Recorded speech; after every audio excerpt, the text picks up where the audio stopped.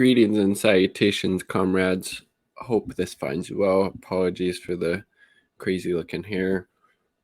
Just got out of the shower because I got back from bike ride. Anyways, that's a bit of a tangent.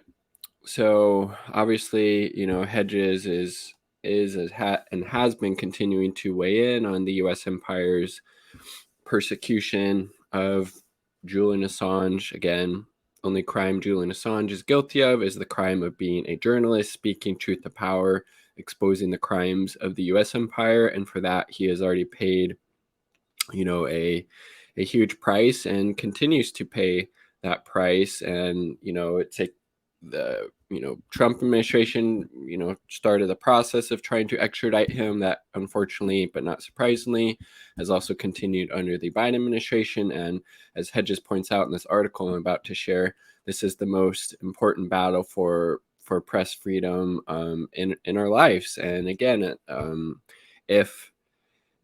if Julian Assange is able to be extradited to the United States for the crime of being a journalist, then, as Hedges correctly points out, it'll effectively end national security reporting. And I think that's, kind of the whole reason behind it. It's to set an example, to make an example of Julian Assange. If you go after the U.S. empire, if you expose U.S. war crimes, if you expose the wrongdoings of the U.S. empire, you are going to pay greatly.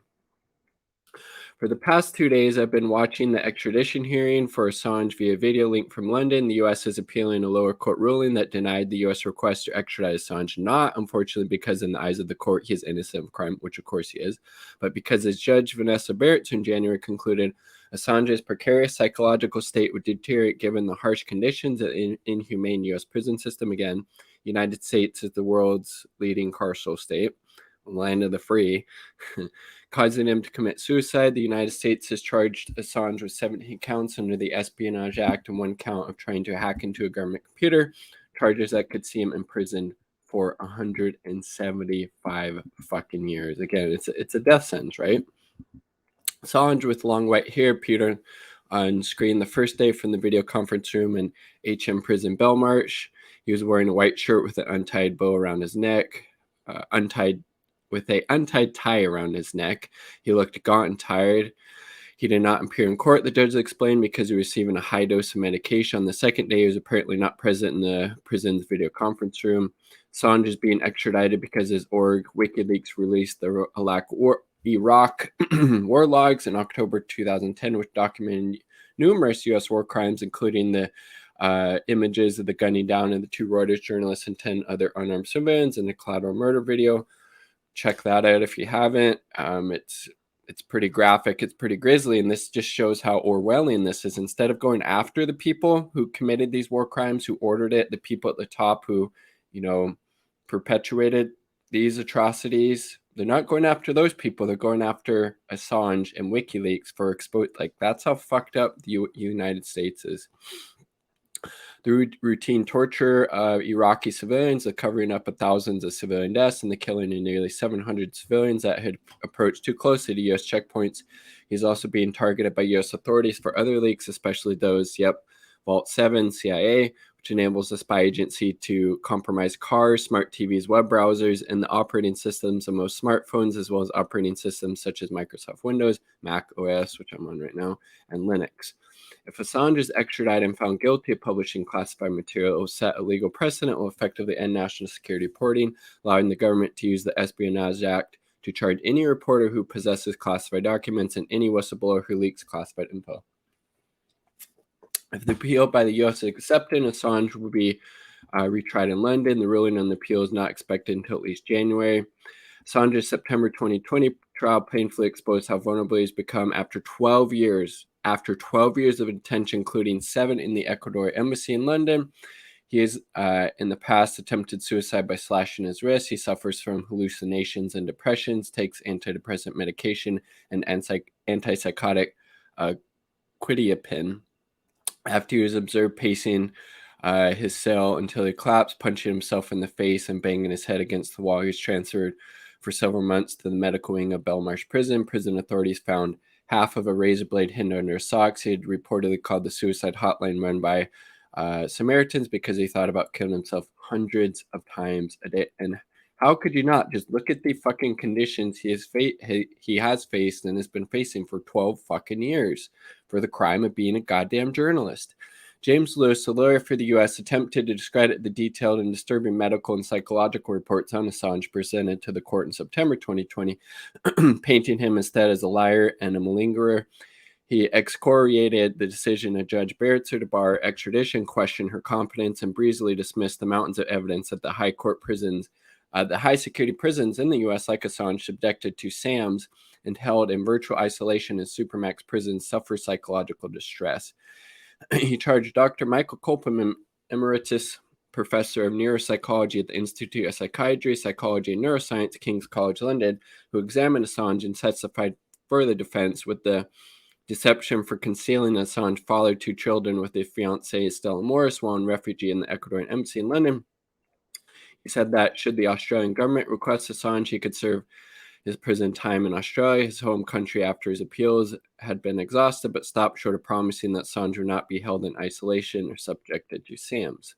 The authority repeatedly cited by Lewis to describe the conditions under which Assange would be held and tried in the U.S. was Gordon Kronberg, the U.S. Assistant USA Attorney for the Eastern District of Virginia. Kronberg is the government's Grand Inquisitor in cases of terrorism and national security. He has expressed open contempt for Muslims and Islam and decried what he calls the Islamization of American justice system. Oh, that one's empty. He oversaw the 9-year prosecution of the Palestinian activist and academic Dr. Sami al-Arian, and at one point refused his request to postpone a court date during the religious holiday Ramadan. They can kill each other during Ramadan. They can appear before the grand jury. All they can't do is eat before sunset. Kronberg said in 2006 conversation, according to affidavit filed by one of Arian's attorneys, Jack Fernandez. Kronberg criticized the drone whistleblower who's currently in prison, former Air Force analyst who recently was sentenced to 45 months in Supermax prison for leaking information about the indiscriminate killings of civilians by drones. Google Obama 90%, saying Hill had not contributed to public debates but had endangered the people doing the fight. He ordered Chelsea Manning jailed after she refused to testify in front of grand jury investigating WikiLeaks. Manning attempted to commit suicide in March 2020 while being held in the Virginia jail. Having covered the case of Syed Fahid Hashimi, who was arrested in London in 2006, I have a good idea what waits Assange if he is extradited. Hashimi also was held at Belmarsh and extradited in 2007 to the U.S., where he spent 3 years in solitary confinement, again, which is a form of fucking torture, and under SAMs. His crime was that an acquaintance who stayed in his apartment with him while he was a graduate student in London had raincoats, ponchos, and waterproof socks and luggage at the apartment. The acquaintance planned to deliver the items to Al-Qaeda, but I doubt the government was concerned with the waterproof socks being shipped to Pakistan. The reason I suspect Hashimi was targeted was because, like the Palestinian activist Dr. Sami al-Arian, and like Assange, he was fearless and zealous in his defense of those being bombed, shot, terrorized, killed through the Muslim world while he was a student at Brooklyn College. Hashimi was deeply religious, and some of his views, including his praise of the Afghan resistance, were controversial, but he had a right to express these sentiments. More important, he had a right to expect freedom from persecution and imprisonment because of his opinions, just as Assange should have the freedom, like any publisher, to inform the public about the inner workings of power. Yes. Facing the possibility of a 70-year sentence in prison and having already spent 4 years in jail, much of it in solitary confinement, Hashimi accepted a plea bargain on one count of conspiracy to provide material support to terrorism. Judge Loretta Preska, who sentenced the hacker Jeremy Hammond and human rights attorney Stephen Donziger, gave him the maximum 15-year sentence. Hashimi was held for 9 years in Guantanamo-like conditions in the Supermax ADA facility in Florence, Colorado, where Assange, if found guilty in an American courtroom, will almost certainly be imprisoned. Hashimi was released in 2019.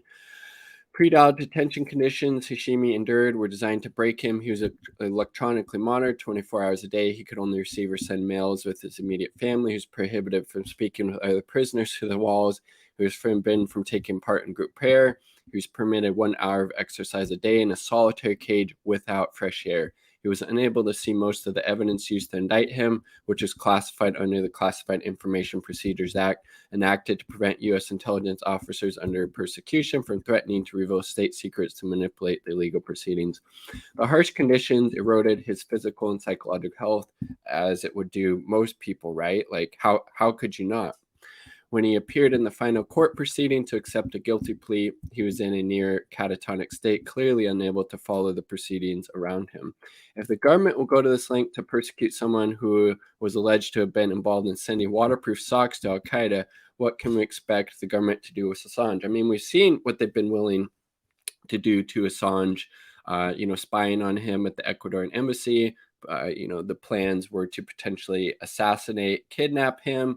They're even like taking fucking diapers from that embassy to analyze it for DNA. And then we have this continued extradition under the Biden administration. A society that prohibits the capacity to speak in truth extinguishes the capacity to live in justice. The battle for Assange's liberty has always been much more than the persecution of a publisher. 100%. It's going to set a very, very dangerous precedent that we need to all be speaking out against.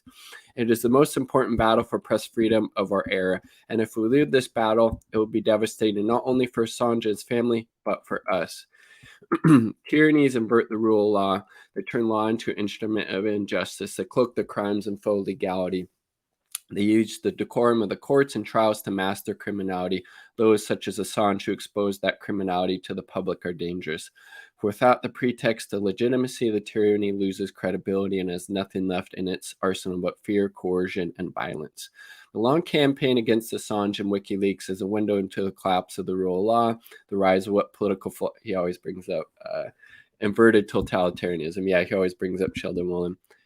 A form of totalitarianism that maintains the fictions of the old capitalist democracy, including its institutions, iconography, patriotic symbols, and rhetoric, but internally has surrendered total control to the dictates of global corporations and security and surveillance state. There is no legal basis to hold Assange in prison. There is no legal basis to try him, an Australian citizen, under the U.S. Espionage Act. The CIA spied on us, as I was alluding to earlier, spied on Assange in the Ecuadorian embassy through a Spanish company, UC Global, contracted to provide embassy security. The spying included recording the privileged conversations between Assange and his lawyers as they discussed his defense.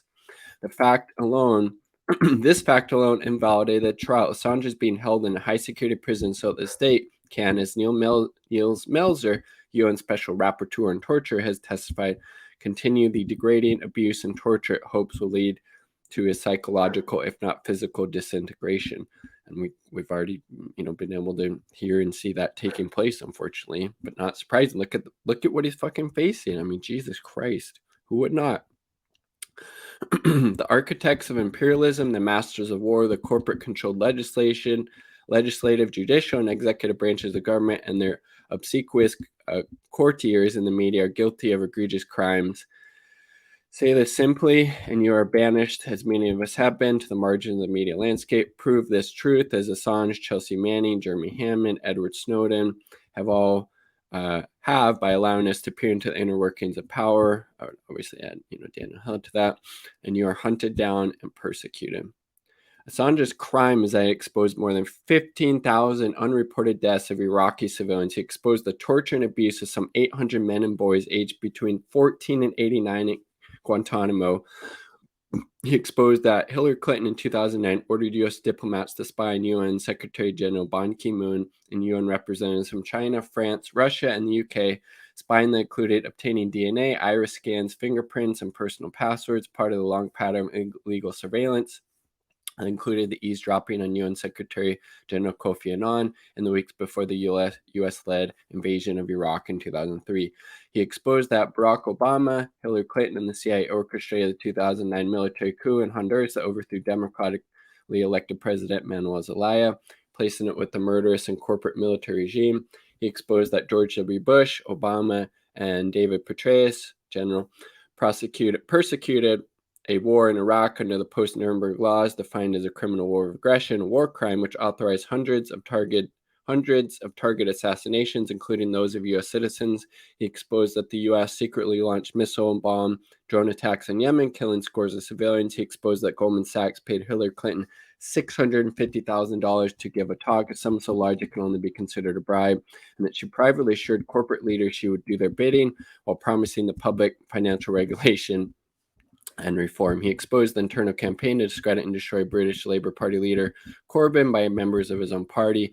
He exposed how the hacking tools used by the CIA and the NSA permits the wholesale government surveillance of our televisions, computers, smartphones, and antivirus software, allowing the government to record and store our conversations, images, and private text messages, even from encrypted apps. But I mean, just look at that.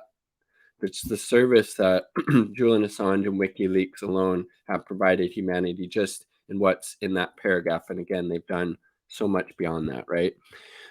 He exposed the truth. He exposed it over and over and over until there's no question of the endemic illegality, corruption, and mendacity that defines the global ruling elite. And for these truths alone, he is guilty. Chris Hedges spitting that absolute fire as he almost always does. Wow. Yeah, like you said, I mean, if Julian Assange is extradited to the United States for the crime of being a journalist, this will effectively end national security reporting and send a, huge message to, journalists, anybody who was maybe thinking about publishing stuff like WikiLeaks does. They're going to be thinking twice because they'll see this massive crime against humanity that's being perpetrated right now against, Julian Assange. Really, really, really, really fucked up and dark times we live in, right? And land of the free. Like the video if you like the damn video. Subscribe for more content. All part of the people. Quick shout out to Uber comrades supporting my channel. This content picture. My partner at Independent Left News. Peace. Much love. Free Julian